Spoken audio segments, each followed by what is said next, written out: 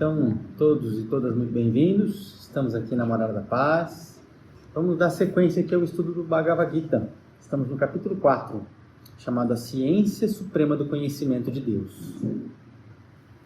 Fundamento histórico e essência esotérica da Yoga. Então, lembrando que aqui,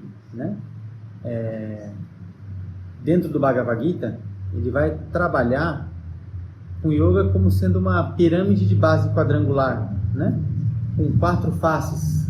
Todas essas faces vão apontar para o mesmo caminho, para o mesmo destino, que é a união do ser, da alma individual com a alma universal. A união do ego com o ser, digamos assim, da consciência individual com a consciência universal, com Deus. Então, todos os yoga significa união, junção, mesma origem da palavra religião, de religar. Então, basicamente, a gente lembrando, tem 3 faces que são bem conhecidas nossas, Uma que ele falou no capítulo anterior, que é do Karma Yoga, Yoga da ação, desapegada. Outras ele vai falar mais para frente. Uma delas é a Yoga da devoção, que é o Bhakti Yoga. Outras é a Yoga do conhecimento, que é o Gnana Yoga. E aqui ele dá o 4º caminho. Ele vai ficar uns 3, 4 capítulos falando sobre esse 4º caminho, que ele chama de Raja Yoga.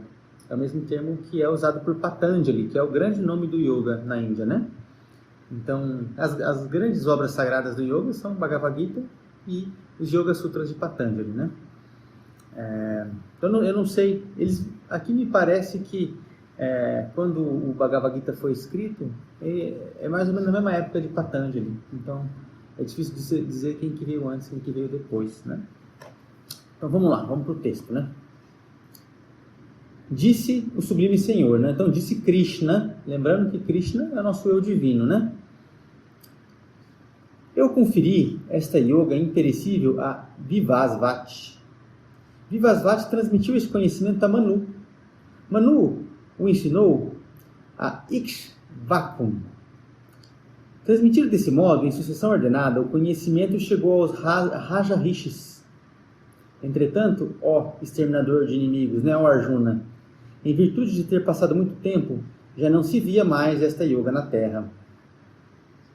Agora eu te fiz saber a respeito desta mesma yoga antiga, porque és meu devoto e amigo. Não há dúvidas de que este sagrado mistério é produtor de benefício supremo para a humanidade. Então vou ler aqui a notinha de rodapé. Ele diz assim, Estes 2 versículos proclamam a antiguidade da história da Raja Yoga, a ciência eterna e imutável da união da alma ao espírito. Então aqui ele está usando o termo alma para falar da alma individual, e espírito com E minúsculo para falar do ser universal, do ser supremo, Deus. Ao mesmo tempo, em uma leitura esotérica, fornece uma descrição concisa dessa ciência, as etapas da descida da alma desde a consciência cósmica até o estado mortal, de identificação com o corpo humano, e a estrada que precisa percorrer para torná-la subir para a sua fonte, o Espírito Eterno, plenamente bem-aventurado. Então, olha que interessante o que ele está dizendo aqui. Esse aqui é um comentário do Yogananda. Ele está comentando o seguinte, que aqui nessa descrição, que a gente está vendo aqueles nomes, Krishna está dizendo, eu ensinei para fulano, fulano ensinou para cicrano, cicrano ensinou para beltrano, e assim foi. Isso aí tem uma chave esotérica que fala da descida da alma desde os planos angélicos até o plano material. Como a gente estuda no Espiritismo, que o princípio espiritual nasce de Deus, passa por todos os reinos, Ou seja, primeiro, o princípio espiritual sai das mãos divinas e ele cai na mão de quem? Dos arcanjos, dos anjos, dos seres mais puros da criação. Eles é que vão tomando conta desse princípio na sua jornada. Até ele se individualizando, passando pelo reino mineral, vegetal, animal, até se individualizar plenamente no ser humano. Então ele está dizendo aqui, esses nomezinhos que ele está dando aqui, o Yogananda está nos dizendo, a gente não vai entrar nisso nessa obra, talvez naquela maior que ele tem, ele deve entrar nisso, mas isso aqui está descrevendo essa jornada da consciência, desde o divino até a matéria, desde o estado de união até o estado da separação. E o yoga é o retorno, assim que ele trata, assim que ele aborda. Vamos seguir. Continua Krishna dizendo. Primeiro disse Arjuna, estava pulando aqui, disse Arjuna. Vivasvati nasceu primeiro e teu nascimento se deu mais tarde. Como então posso compreender o que dizes? Que transmitiste esse yoga no começo, antes do teu nascimento. Então a Arjuna está perguntando, pô, mas você, Krishna, porque assim, vamos lembrar, né? Sempre bom a gente lembrar. Krishna aqui tem um aspecto tanto histórico quanto místico, certo? Simbólico. Então o histórico é um personagem realmente que viveu na Índia nessa época aí, não se sabe exatamente quando, 1000 anos antes de Cristo, 600 anos, não se tem a precisão exata, mas foi um personagem da Índia antiga, Krishna, né? E aqui Arjuna, e ao mesmo tempo ele simboliza o divino dentro de nós, certo?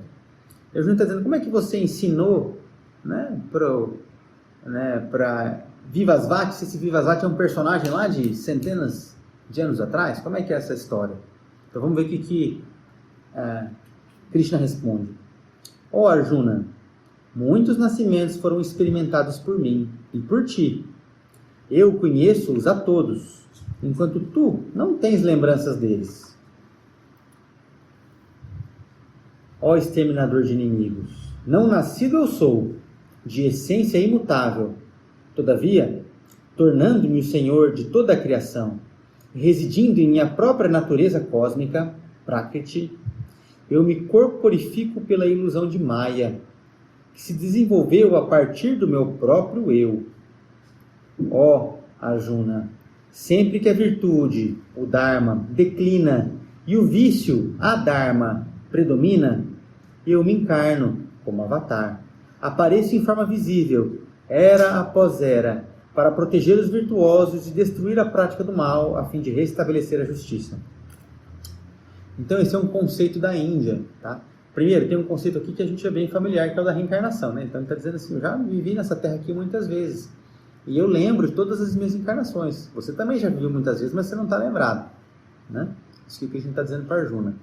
Mas, vamos lembrar aqui, na Índia eles têm esse conceito de avatar. Seria algo parecido com o que a gente pode dizer assim de espírito puro, se você usar uma linguagem espírita, né? Mas o deles é um pouquinho diferente. Por quê? Porque eles dizem que esses avatares são reencarnações do próprio Vishnu. Então Vishnu é o mantenedor do universo na cosmologia hindu, né? Então Vishnu é o mantenedor do universo. Então lembrando, a gente tem Brahman, quer dizer, Brahma, o Criador, né? Brahman é o Uno. Uno que sem divisão, sem nome, sem forma, né? Brahman. Aí tem Brahma, que é o Criador, Vishnu, o mantenedor, e Shiva, o Destruidor, o Transformador, né? Assim a cosmologia hindu. Então, esses avatares são encarnações de Vishnu na visão hindu, né? Então, por isso que ele fala assim, né? Não nascido eu sou, de essência imutável. Aqui, então, ele está assumindo a identidade de Vishnu. Entende? É como Cristo dizendo naquela hora assim, glorifica-me com a glória que eu tinha antes que o mundo existisse, né? Então, é mais ou menos, tem seres que são tão elevados que eles são mais antigos do que a própria Terra. Aí é uma simbologia que eles usam para trazer isso, né? Para falar dessa encarnação de Vishnu, por exemplo. Mas são seres que são tão evoluídos, esses grandes instrutores da humanidade, que eles são mais antigos do que o nosso mundo, né? Então a glória que eu tinha antes que o mundo fosse, né? Essa é a linguagem do Cristo. Eu achei muito interessante aqui também que ele fala assim, ó, sempre que a virtude, o Dharma, declina, eu me encarno. Se a gente pegar lá Apocalipse de João, ele fala assim, quando o dragão balança o rabo, as estrelas do céu caem na terra. É a mesma linguagem, com outro simbolismo. Ele está dizendo assim, quando a maldade humana assume proporções muito elevadas, Deus manda seus enviados mais elevados para equilibrar a balança, né? É isso que ele está dizendo aqui. Caminhos para libertar-se dos ciclos de renascimento. Aquele que desse modo tem a intuição de minhas divinas manifestações e ações vibratórias na realidade de seus princípios ordenados, não renasce após a morte, ele me alcança, ó Arjuna. Santificados pelo ascetismo da sabedoria, desligados do apego, do temor e da ira, absorvidos e abrigados em mim, muitos seres têm alcançado minha natureza. Então aqui é um pouco complexo, né? Então o que ele está dizendo assim? Que é possível, Arjuna. Arjuna somos nós. Sempre que ele fala Arjuna, a gente tem que entender, ei, você, né? Porque Arjuna somos nós, dentro do Bhagavad Gita, né? Ele está falando assim, ei, você, né? É possível, depois da reencarnação, depois do desencarne, não encarnar mais na Terra, sair desse ciclo de morte e renascimento, né? É o mesmo conceito que no Espiritismo a gente chama de redenção, né? No budismo eles vão chamar de nirvana, né? Que é sair do samsara. O samsara é a roda de renascimentos, né? Então são os mesmos conceitos dentro de tradições diferentes, né? Então ele falando assim, como é que faz isso, né? Pelo ascetismo da sabedoria, desligados do apego do temor e da ira. Ou seja, ele está dando aqui uma chave, né? Para que a gente possa realizar esse propósito, que não é um privilégio de alguns. Algum dia alguém vai conseguir isso, está no nosso destino. A gente só determina o passo, o ritmo que a gente vai realizar isso que é o nosso destino, né? Então ele está dizendo assim, que a sabedoria, ou o que a gente pode entender por sabedoria? Discernimento. Discernimento é escolha, capacidade de fazer escolhas. Sempre na vida a gente está diante de duas escolhas, em qualquer situação. Uma dessas escolhas nos aproxima do nosso Dharma, a outra nos distancia. É sempre assim, em todos os momentos. Eu vou meditar, fazer uma oração, vou ficar aqui rolando a tela aqui do Instagram. É sempre uma escolha, certo? Como que eu vou me alimentar? Certo? Eu vou comer porcaria que me desconecta, ou vou comer algo saudável que me ajuda a manter uma conexão com o espiritual? A gente está sempre diante de escolhas na vida, né? Ele está dizendo, não se iluda, não existe redenção sem sabedoria, sem inteligência discernidora, sem escolhas cada vez mais conscientes e alinhadas com o Dharma, depuração do gosto. Porque em um determinado momento a gente pode fazer escolhas melhores porque a gente simplesmente sabe que aquilo é melhor, não porque a gente quer, no fundo a gente queria fazer outra coisa. Mas, conforme a gente caminha, a gente vai tendo mais realização e satisfação nessas escolhas. E aí aquilo que antes dava prazer, que era agradável, vai se tornando sem graça, né? Vai se tornando sem graça. Mas isso é um processo, é passo a passo, é devagarinho. Ele está falando assim, sem isso aqui, meu filho, esquece, com maus hábitos, com um monte de, né? Assim, não vai precisar voltar, né? Não que seja um grande castigo voltar, a gente tem que estar consciente onde a gente está pisando, né? É uma consequência natural, a gente faz esse caminho aí milhares de vezes até chegar a esse momento, né? Mas assim, é comum às vezes no meio espiritualista as pessoas se iludirem nesse aspecto, né? Acha que fazendo meia dúzia de coisinha aqui, fazendo umas obrinhas ali, ajudando umas pessoas a colar, pronto, eu estou livre. É mais complicado do que isso. O buraco é mais embaixo, né? Então, sabedoria e ser desligado de apego, temor e ira. Olha só que interessante, né? Então, o que a gente pode entender por apego? Apego, a gente pode colocar tudo aquilo que alimenta as nossas carências, né? Os nossos ciúminhos, as nossas invejinhas, os nossos milindres. O que é o nosso milindre, senão o nosso apego à imagem, né? Apego à reputação. Ah, fulano falou de mim. Mas e aí? O que isso muda? Certo? Nós estamos apegados, né? Eu tenho que defender a minha imagem. Certo? Isso é apego, né? Então, apego, temor e ira. Enquanto a gente tiver medo de perder qualquer coisa, por isso que, por exemplo, muitos, né? Por exemplo, aqueles cristãos que foram martirizados, né? Muitos deles estavam resgatando karmas pesados e continuam nascendo aí. Outros não, outros já estavam numa caminhada mais avançada e aquela ali foi uma oportunidade para ascender de vez, né? Porque ali ele tinha que entregar todos os apegos, todos os temores e entrar naquelas arenas lá cantando, por exemplo, né? Cantando, agradecendo a oportunidade de dar a sua vida, né, por amor ao Cristo, por exemplo, um sujeito que já estava numa determinada etapa já mais adiantada da sua caminhada espiritual, aquilo ali foi desatar o último nozinho. Então, muitos, centenas daqueles ali, não voltam mais. Só se eles quiserem, né? Só se eles quiserem. E assim como muitos pretos velhos também, né? O mesmo processo. Para alguns era um resgate de um karma gigantesco, ser escravizado. Para outros, já estavam numa outra etapa da evolução da caminhada deles, vieram por escolha, e aquilo ali foi um instrumento de depuração dos últimos karmas que ainda prendiam eles no mundo dos fenômenos. E aí eles subiram. Né? Mas para cada um é uma caminhada, cada um é uma história.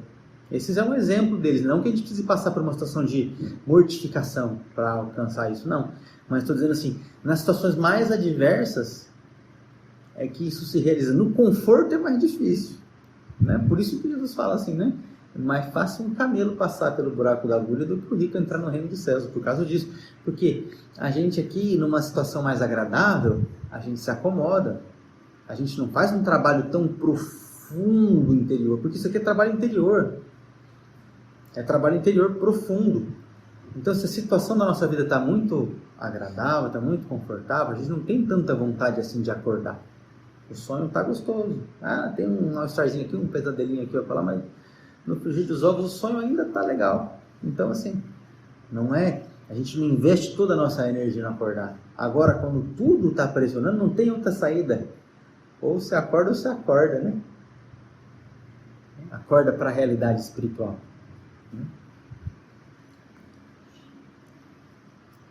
Ó Arjuna, qualquer que seja o modo pelo qual as pessoas sejam devotadas a mim, nessa medida eu me manifesto a elas. Todos os homens e mulheres de todas as maneiras que vêm me buscar, seguem um caminho que leva a mim. Desejando o êxito de suas ações aqui na terra, os homens adoram deuses ou diversos ideais, porque a conquista que advém da atividade é prontamente alcançada no mundo dos homens. Então aqui, acho que a gente faz um paralelo também com aquela lição do Evangelho, né? De que te vale conquistar o mundo inteiro e se perder de si mesmo. Né? Então isso que ele está chamando de adorar diversos deuses. Né? Adorar diversos deuses porque a gente passa a nossa vida adorando diversos deuses, digamos assim. O que significa isso? A gente está investindo a nossa energia, a nossa capacidade de ação, a nossa capacidade de vida em outros objetivos. Né? Seja ele conquistar uma posição, um nome, ou uma vida mais confortável, o que quer que seja. Estamos louvando outros deuses. Dá para entender assim, né? Não que isso seja errado, certo? Não estou aqui fazendo esse juízo. Estou dizendo assim, quanto da nossa energia a gente dedica para, de fato, acordar? E quanto a gente dedica para tornar o sonho um pouquinho mais agradável? Né? Se a gente for honesto, a gente vai ver que não é nem 1% que a gente dedica para a gente acordar de verdade. Né? O resto vai para outros altares. Né? É isso que ele está dizendo aqui. Segundo a diferenciação dos atributos, gunas, e das ações, karma, eu criei as 4 castas, polêmico. Embora eu seja um fazedor, conhece-me todavia como um não fazedor, para além de toda mudança. Então assim, na Índia, o fundamento das castas, ele tinha um princípio espiritual, que era justamente esse, digamos assim, você não tem que buscar sucesso material. Você nasceu ali, essa é a tua vida. Você vai buscar teu desenvolvimento espiritual dentro da onde a vida te semeou. É claro que isso aí acaba sendo muito conveniente para quem está numa situação mais favorável, né? Para quem está socialmente. Então, a coisa facilmente se perdeu, né? Ao longo do tempo. Mas havia um princípio espiritual por trás disso. Isso está aqui no Bhagavad Gita, né? Ele fala assim, de acordo com os atributos da natureza, então, ou seja, que ele está dizendo assim, eu vou passar os seres por cada uma das castas aqui, porque eles vão precisar de experiências distintas, né? Assim é num mundo como o nosso. A gente ainda precisa de experiências grosseiras, sejam elas culturais, sociais, de saúde física, em todos os sentidos. A gente ainda precisa de grandes choques. Vai chegar um momento aqui na Terra em que as nossas provas vão ser muito mais sutis, muito mais suaves. Mas não é esse momento ainda. A gente ainda precisa de coisas ásperas, né? A gente ainda precisa de estrada esburacada, né? Para aprender a navegar. As ações não me produzem apego, nem fico eu ansiando por seus frutos. Aquele que se identifica comigo, que conhece minha natureza, também fica livre das algemas kármicas do agir. Então, aquilo que ele já trabalhou no capítulo anterior, né? Toda ação que é, digamos assim, temperada por apego, por medo, por ciúme, por raiva, por egoísmo, qualquer coisa assim, ela vai gerar um karma, certo? Um karma no sentido de ela vai engendrar nela mesma uma necessidade de alguma nova experiência. Isso que nos mantém na roda do samsara ou na roda do karma, digamos assim. Porque as nossas ações, sejam elas palavras, encontros, desencontros, aquilo que a gente faz, as nossas escolhas, elas são sempre recheadas desse nosso senso de separação, desse nosso pequeno egoísmo, dessas nossas mesquinharias, e isso vai gerando novas necessidades de experiências para depurar aquilo. É claro que a coisa é mais complexa do que isso, e a misericórdia divina tem uma grande atuação nisso, né? Porque as nossas necessidades, os nossos karmas, eles são muito atenuados pela misericórdia divina. Isso é importante a gente ter essa noção. Então, não é olho por olho, dente por dente a justiça divina, né? A gente tem a experiência e a vivência necessária àquele nosso aprendizado. A gente pode ter, às vezes, uma dívida que é desse tamanho, e a experiência pequenininha já nos ensinou a lição e aquilo foi o suficiente. Porque ali age a misericórdia, assim atua a misericórdia divina, né?